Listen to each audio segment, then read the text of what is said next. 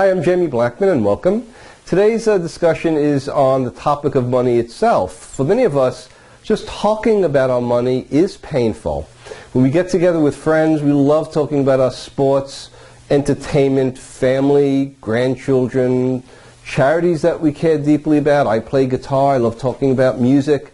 But rarely does the subject of personal finance, our own personal financial stories, come up. I have many friends, personal friends, that are also clients. Easy getting them on the phone when we're engaging in personal conversation or getting together socially.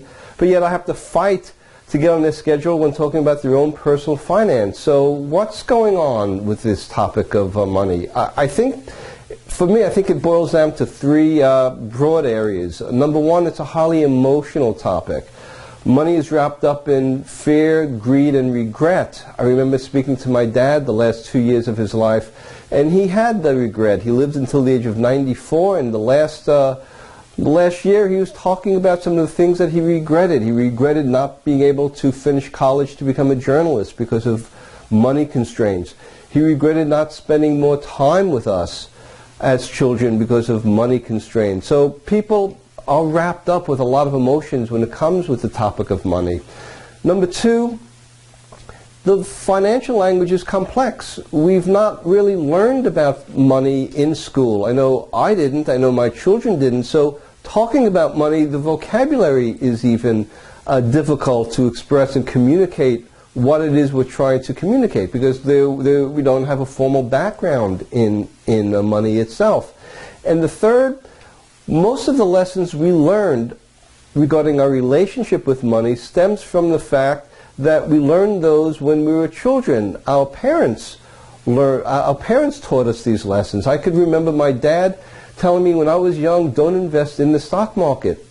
His parents lost all of their money in the stock market, and as a result, I was taught not to invest. And I took that story for many years. When I graduated college, I put my money in a money market account. So we learn from our parents, and the financial professionals who we rely on today, they don't believe that it is their responsibility to help improve our relationship with personal values, with things that we care deeply about. They look at our relationship as one of creating wealth, strictly on dollar values. Now, we all know that up to a certain point we need money to, of course, have a basic standard of living, but up to a certain point we know this from our own experience that money doesn't buy happiness.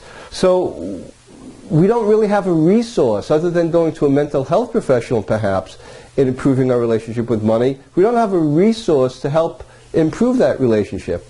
I was invited to go on a news show, 12 on the Money, with Rebecca Saran, and she was specifically asking me about dollar values and personal values. Let's listen to that. And just organizing, understanding their resources, one issue at a time, helps them to focus and helps them to better manage their emotion. And then the other aspects are values and giving obviously, but your values, who you are. Right, so there's two issues with values. There's the dollar value and then your personal values, and yeah. That's really your relationship with money, what's important to you, what's important about money to you. If we could focus that and direct all of the other issues, which I call money capsules, based upon your values, I find that the client is making decisions in a more confident way because they're his values, not my values. Financial decisions without values may lead to mistakes. Values which are not aligned with financial decisions may lead to regret. How would a financial professional approach the topic of money on a personal values level as opposed to a dollar value? For one thing, they would not lead with products, they would not lead with stocks, with charts, with technicals, with performance. They would begin to lead with questions that help you clarify what really matters to you. What vision do you have for a legacy for your family? How do you care? How will you be caring for your parents? They would be trying to engage in a conversation not leading with the technical aspects of money, but with the personal aspects of money. You see, the whole purpose of, I believe, a financial advisor is not just to help you create wealth, but it's to help define your purpose and improve your relationship with money. Because if money touches every part of our life, as you clarify what the purpose of your money is, it'll also clarify what the purpose of your life is. Only then do you become empowered to talk about money, because you're talking about it through the lens of your own personal values. You have control. When you're talking about a stock or your asset allocation, your financial advisor is in control because they have that training. But if you're leading with what's important to you and the financial advisor is trying to align what's important to you with the rest of your financial life, that's an empowering conversation. That's the way that your advisor can help you improve your relationship with money. What's the framework that we have to create to enable us to talk about money in a joyful way, in an impactful way, with complete curiosity, with the same charge that we talk about our children, entertainment, sports, anything in our life that gives us passion and joy? If we lead with what's important to us, if we're talking about money as a means to help implement things that are really exciting to us, that's a real key first step.